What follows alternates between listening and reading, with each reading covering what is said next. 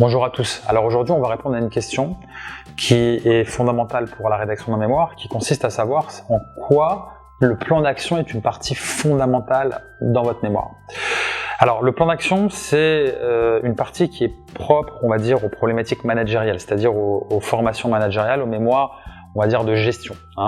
Plan d'action, ça veut dire qu'on est sur des recommandations qui sont très concrètes, qui peuvent être implémentées, donc mises en œuvre assez rapidement, assez facilement, et qui permettent d'obtenir on va dire, des objectifs qu'on s'est fixés et d'apporter de la valeur à la structure pour laquelle on émet ce plan d'action. Donc ça peut porter sur une entreprise, sur une association, sur une organisation sanitaire et sociale, ça peut porter sur différentes structures. Donc le plan d'action est une partie fondamentale parce que ça va être le cœur de votre valeur ajoutée.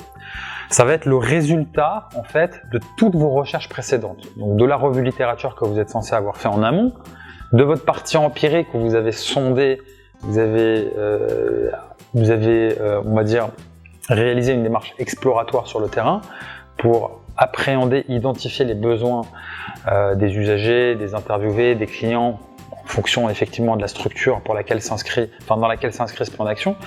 Et ce plan d'action va être la réponse aux besoins, c'est-à-dire la réponse détaillée aux besoins, c'est-à-dire on va dire la stratégie qu'on propose, la stratégie et le mode opératoire pour répondre aux attentes des usagers, des clients, etc. Donc c'est vraiment le cœur de votre mémoire et c'est une partie qui souvent est rédhibitoire dans l'évaluation. Si vous apportez un plan d'action qui est concret, qui est sensé, qui apporte de la valeur et qui présente un intérêt certain pour la structure, vous allez marquer énormément de points.